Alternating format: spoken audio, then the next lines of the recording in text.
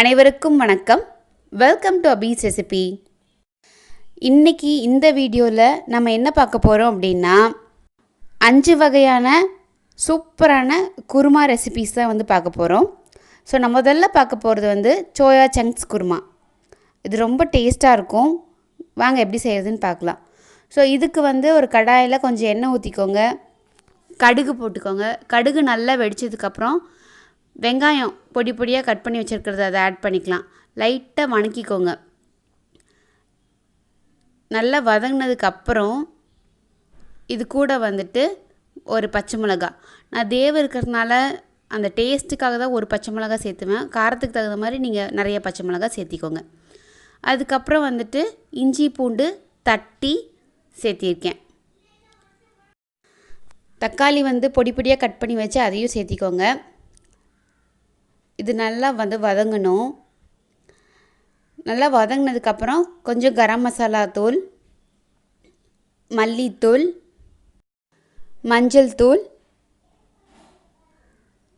இதை போட்டு நல்லா வணக்கி விடுங்க. அடிப்பிடிக்காமல் பார்த்துக்கோங்க. ஏன்னா இந்த பொடியெல்லாம் சேர்த்துனாலே அடிப்பிடிக்க ஆரம்பிக்கும். கேர்ஃபுல்லாக பார்த்துக்கணும். அப்புறம் தேவையான அளவு உப்பு சேர்த்திக்கலாம். இந்த சோயா சங்க்ஸை பேரலாக நீங்கள் ஒரு 10 நிமிஷம் ஒரு சுடுதண்ணியில் போட்டு ஊற வச்சிட்டிங்க அப்படின்னா நல்லா ஊறிடும். அதை நல்லா வடிகட்டி இதில் சேர்த்திக்கோங்க. அதில் தண்ணி எல்லாமே நல்லா புழிஞ்சு இதில் சேர்த்திக்கோங்க. குருமா அப்படிங்கிறதுனால கொஞ்சம் கெட்டியாக இருக்கணும். அதுக்காக ஒரு மிக்சர் ஜாரில் கொஞ்சம் தேங்காய், அப்புறம் பொட்டுக்கடலை, இது ரெண்டுத்தையும் நல்லா அரைச்சி பேஸ்ட் மாதிரி அரைச்சி சேர்த்திக்கோங்க. நல்ல பேஸ்ட் மாதிரி இருக்கணும். அப்புறம் இது குருமா கூட சேர்த்துட்டிங்க அப்படின்னா ஒரு 2-3 நிமிஷம் கொதிக்கணும்.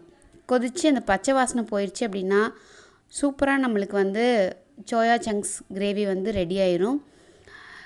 இது நல்ல குருமா டேஸ்ட்டு சூப்பராக கொடுக்கும். சிக்கன் மட்டன் சாப்பிடாதவங்களாம் விரும்பி சாப்பிடுவாங்க.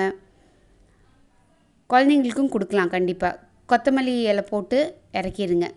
சப்பாத்தி, தோசா எல்லாத்துக்குமே ரொம்ப நல்லாயிருக்கும். செஞ்சு பார்த்துட்டு உங்கள் கமெண்ட்ஸ் எனக்கு கீழே மென்ஷன் பண்ணுங்கள். நம்ம நெக்ஸ்ட்டு பார்க்க போகிறது கடலை மிளகு குருமா. இது ரொம்ப ஈஸி, ரொம்ப சத்தானது. இது என்னென்னா இது ஒரு 5-6 மணி நேரம் நல்லா ஊற வச்சு எடுத்து வச்சுக்கோங்க. இது நல்லா ஊறி இருக்கணும். அதுதான் இதோட பெரிய வேலையாக இருக்கும். மறக்காமல் நம்ம ஊற வச்சிடணும். ஸோ நல்லா ஊறினதுக்கப்புறம் ஒரு குக்கரில் ஒரு 4-5 விசில் விட்டுட்டு எடுத்து வச்சுக்கோங்க. நல்ல தண்ணியே போட்டு ஊற வச்சுருங்க. அந்த தண்ணி அவ்வளோ சத்து. ஸோ வேஸ்ட் பண்ண தேவையில்லை. ஸோ ஒரு கடாயில் கொஞ்சம் எண்ணெய் ஊற்றிக்கோங்க. எண்ணெய் நல்லா காயணும். காஞ்சதுக்கப்புறம் கடுகு சேர்த்திக்கலாம். கருவேப்பிலை சேர்த்திக்க போகிறோம். அப்புறம் வெங்காயம், நல்லா பொடியாக கட் பண்ணி வச்சுருக்கிற வெங்காயம், ஒரே ஒரு பச்சை மிளகாய் சேர்த்திருக்கேன் நான். அப்புறம் தக்காளி. ஸோ இதில் மசாலா மாதிரி இது இருக்காது. மிளகோட டேஸ்ட் தான் அதிகமாக வரும். இது கூட கொஞ்சம் மஞ்சத்தூள் சேர்த்திக்கோங்க. அப்புறம் மிளகாய் தூள் சேர்த்திக்கோங்க. ஸோ இதை நல்லா வதங்கினதுக்கப்புறம் நம்ம வேக வச்சுருக்கிற கடலை அது இதில் சேர்த்திக்கலாம். நல்லா வெந்திருக்கணும். அந்த தண்ணியோடு சேர்த்திக்கோங்க. அவ்வளோ சத்து. எப்போவுமே கடலை ஊற வைக்கும் போதே நல்ல தண்ணியில் ஊற வச்சுருங்க கழுவி. தேவையான அளவு உப்பு சேர்த்திக்கோங்க. ஸோ இந்த குருமா டேஸ்ட் வர்றதுக்காக பெப்பர் தூள் சேர்த்திக்கோங்க. குருமா டேஸ்ட் வர்றதுக்காக நம்ம என்ன பண்ணுறோம் அப்படின்னா ஒரு மிக்சியில் தேங்காய் மட்டும்தான் அரைச்சி ஊற்றுறோம். இதில் எந்த கரம் மசாலா, ஹோல் கரம் மசாலா எதுவுமே இதில் சேர்த்த போகிறது கிடையாது. இது ரொம்ப நல்லாயிருக்கும். சப்பாத்திக்கெலாம் அவ்வளோ டேஸ்ட்டாக இருக்கும். இடியாப்பத்துக்கு ரொம்ப ரொம்ப நல்லாயிருக்கும். கண்டிப்பாக ட்ரை பண்ணி பாருங்கள். இதை அரைச்சி நல்லா கொதிக்க வைக்கணும். பச்சை வாசனை போகணும். அவ்வளோ சத்தானது. கண்டிப்பாக ட்ரை பண்ணி பாருங்கள். எல்லா குழந்தைங்களுக்கும் கண்டிப்பாக கொடுக்கலாம் இது. ஸோ இதில் மிளகு தான் நம்ம சேர்த்திருக்கோம். செஞ்சு பார்த்துட்டு உங்கள் கமெண்ட்ஸை கீழே கமெண்ட் பாக்ஸில் மென்ஷன் பண்ணுங்கள் எப்படி வந்துச்சு அப்படின்னு சொல்லிட்டு. இட்லிக்கு கூட ரொம்ப நல்லாயிருக்கும். சாப்பாடு கூட பிசைஞ்சு சாப்பிட்லாம். கண்டிப்பாக ட்ரை பண்ணி பார்த்துட்டு உங்கள் கமெண்ட்ஸ் சொல்லுங்கள். நெக்ஸ்ட் நம்ம பார்க்க போகிறது சௌ போட்டு குருமா. இதுவும் ரொம்ப நல்லாயிருக்கும். நல்ல டேஸ்ட் கொடுக்கும். ஸோ இதுக்கு ஒரு கடாயில் கொஞ்சம் எண்ணெய் ஊற்றிக்கலாம். எண்ணெய் நல்லா காயணும். காஞ்சதுக்கப்புறம் இதில் ஹோல் கரம் மசாலா, கல்பாசி, பட்டை, கிராம்பு, அதை மட்டும் சேர்த்திக்கிறோம்.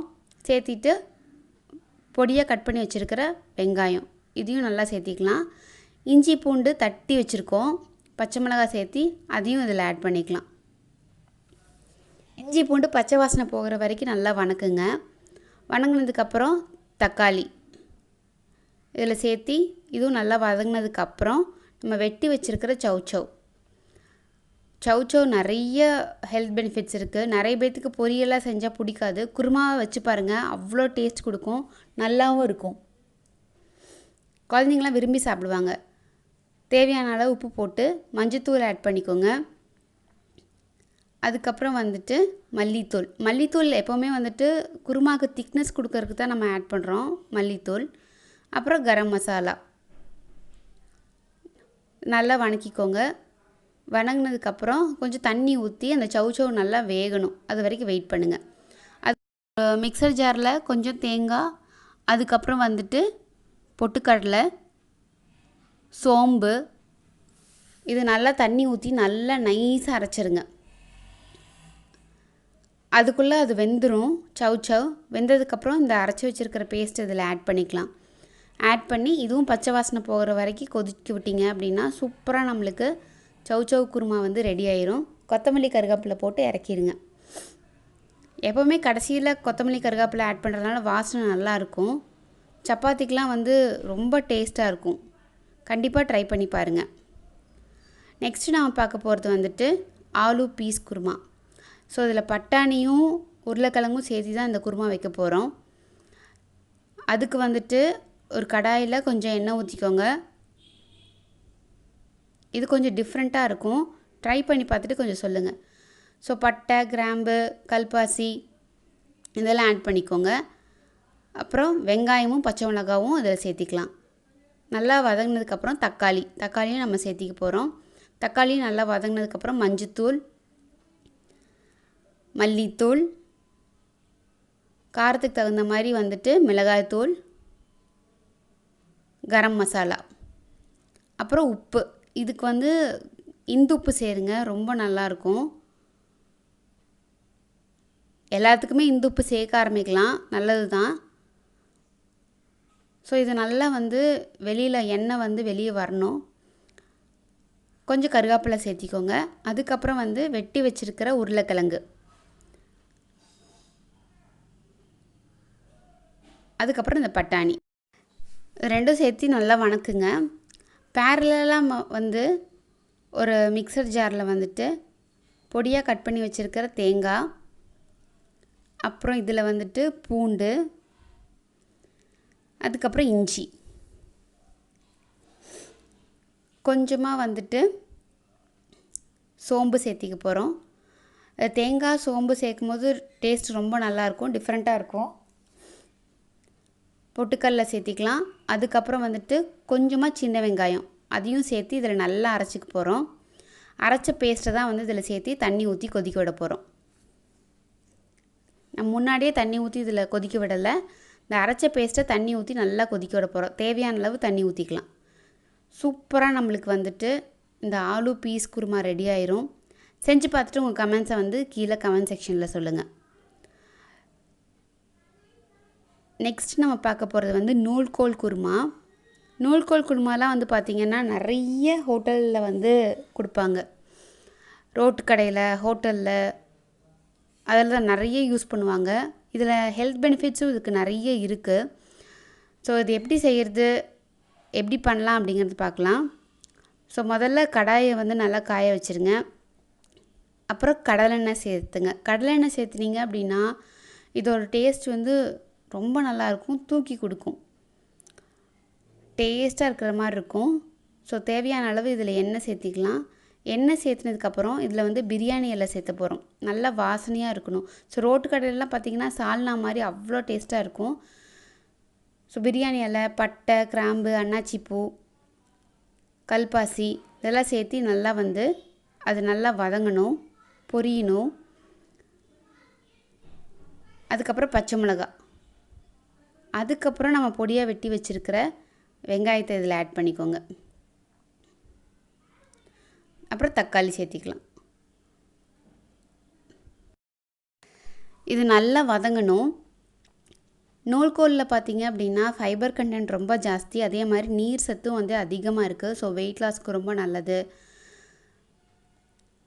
நிறைய ஹெல்த் பெனிஃபிட்ஸ் இருக்குது. சுகர் கண்ட்ரோல் ஆகும், கொலஸ்ட்ரால் லெவல் வந்து கம்மியாகும், டேஸ்ட் வந்து பார்த்திங்கன்னா ரொம்ப நல்லாயிருக்கும். ஸோ அதில் மஞ்சத்தூள் கொஞ்சம் சேர்த்திக்கலாம். அதுக்கப்புறம் வந்து கரம் மசாலா தூள். ஸோ இதில் வந்து இந்த ஹோட்டல் ஸ்டைல் ரெஸ்டாரண்ட் ஸ்டைல் நம்ம வைக்கிறதுனால பொடி அதிகமாக சேர்த்துவோம். மல்லித்தூள், அப்புறம் மிளகாத்தூள், அதுக்கப்புறம் வந்துட்டு கறி மசாலா. இந்த பவுடர் வந்து கடையிலே நல்லா கிடைக்குது, ட்ரை பண்ணி பாருங்கள், அவ்வளோ டேஸ்ட்டாக இருக்கும் இந்த பவுடர் சேர்த்துறதுனால. அதுக்கப்புறம் வந்துட்டு நூல்கோல் கட் பண்ணி வச்சு இதில் சேர்த்தி வச்சுக்கலாம். தேவையான அளவு உப்பு சேர்த்திக்கோங்க. நல்லா இதில் வேகணும் இது. ஸோ இதுக்கு வந்து நம்ம என்ன பண்ணுறோம் அப்படின்னா கொஞ்சமாக வந்து தேங்காவும் கசகசாவும் இதில் ஆட் பண்ணிக்கும். கசகசா வந்து உடம்புக்கு ரொம்ப நல்லது. தேங்காய் கூட சேர்த்தும் போது நல்ல டேஸ்ட் கொடுக்கும், ஜீரணத்துக்கும் நல்லது. நல்லா தண்ணி ஊற்றி நல்லா பேஸ்ட் மாதிரி அரைச்சிக்கோங்க. அரைச்சிட்டு இது நல்லா வெந்ததுக்கப்புறம் அதை சேர்த்தி தேவையான அளவு தண்ணி ஊற்றி கொதிக்க வச்சுருங்க. ரொம்ப நல்லாயிருக்கும் இந்த குருமா. ரோட்டு கடையில் சாப்பிட்ற மாதிரியும் ரெஸ்டாரண்ட் ஸ்டைலில் சாப்பிட்ற மாதிரியும் ரொம்ப நல்லாயிருக்கும். செஞ்சு பார்த்துட்டு உங்கள் கமெண்ட்ஸை வந்து கீழே எனக்கு சொல்லுங்கள் எப்படி வந்துச்சு அப்படின்னு சொல்லிட்டு. ஸோ கண்டிப்பாக இந்த வீடியோ வந்து உங்கள் எல்லாத்துக்கும் யூஸ்ஃபுல்லாக இருக்கும்னு நான் நினைக்கிறேன். யூஸ்ஃபுல்லாக இருந்துச்சுன்னா ஒரு லைக் கொடுங்க. மறக்காமல் நம்ம சேனலுக்கு சப்ஸ்கிரைப் பண்ணுங்கள். பக்கத்தில் இருக்கிற பெல் பட்டனையும் ப்ரெஸ் பண்ணிடுங்க. Stay healthy, be happy. Thank you.